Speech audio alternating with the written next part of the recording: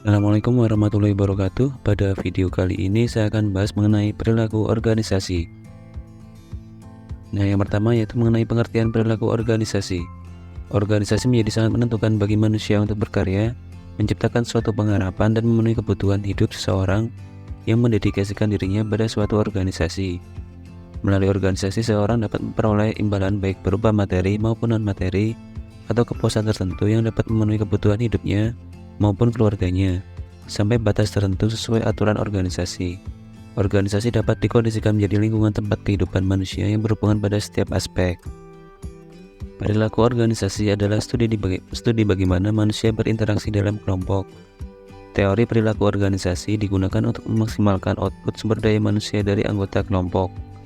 Perilaku organisasi dapat juga didefinisikan sebagai bagian bidang studi yang menyelidiki bagaimana struktur organisasi mempengaruhi perilaku di dalam organisasi. Perilaku organisasi mempelajari dampak individu, kelompok, dan struktur terhadap perilaku manusia di dalam organisasi. Ini adalah bidang interdisipliner yang mencakup sosiologi, psikologi, komunikasi, dan manajemen.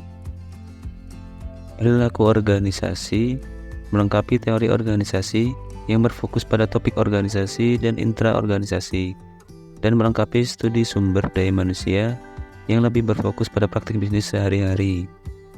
Nah, lebih lanjut, menurut Gibson, mendefinisikan perilaku organisasi sebagai bidang studi yang mencakup teori, metode, dan prinsip-prinsip dari berbagai disiplin, guna mempelajari persepsi individu, nilai-nilai, kapasitas pembelajar individu, dan tindakan-tindakan saat bekerja dalam kelompok dan dalam organisasi secara keseluruhan. Menganalisis akibat lingkungan eksternal terhadap organisasi dan sumber dayanya, misi, sasaran, dan strategi. Nah, definisi tersebut menegaskan kepada kita bahwa perilaku organisasi menggambarkan sejumlah hal sebagai berikut. Yang pertama, perilaku organisasi adalah cara berpikir. Perilaku ada pada diri individu, kelompok, dan tingkat organisasi.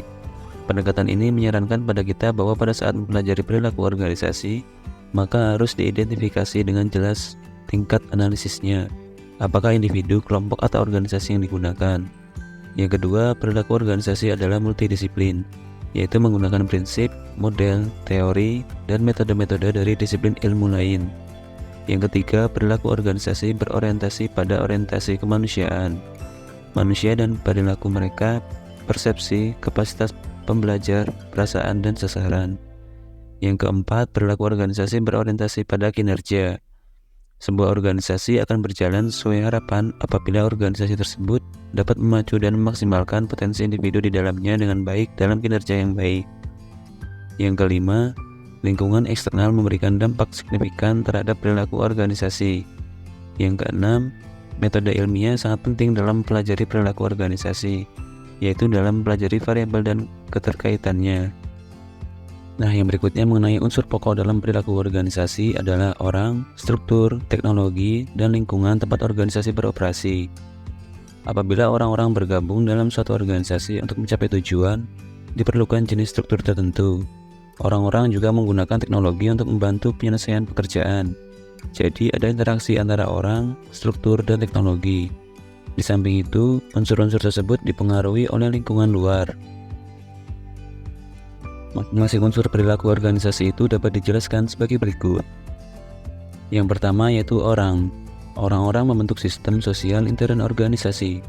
Mereka terdiri dari orang-orang dan kelompok, baik kelompok besar maupun kecil. Selain itu, ada juga kelompok tidak resmi dan informal. Orang-orang adalah makhluk hidup yang berjiwa, berpikiran, dan berperasaan yang menciptakan organisasi untuk mencapai tujuan mereka. Organisasi dibentuk untuk melayani manusia dan bukan sebaliknya orang hidup untuk melayani organisasi. Yang kedua, struktur. Struktur menentukan hubungan resmi orang-orang dalam organisasi. Berbagai pekerjaan yang berbeda diperlukan untuk melakukan semua aktivitas organisasi. Orang-orang ini harus dihubungkan dengan cara tertentu yang terstruktur agar pekerjaan mereka efektif. Semua hubungan ini menimbulkan berbagai masalah kerjasama, perundingan, dan pengambilan keputusan yang rumit. Kemudian yang ketiga, teknologi. Teknologi menyediakan sumber daya yang digunakan orang-orang untuk bekerja, dan sumber daya itu mempengaruhi tugas yang mereka lakukan. Teknologi yang dihasilkan menimbulkan pengaruh signifikan atas hubungan kerja.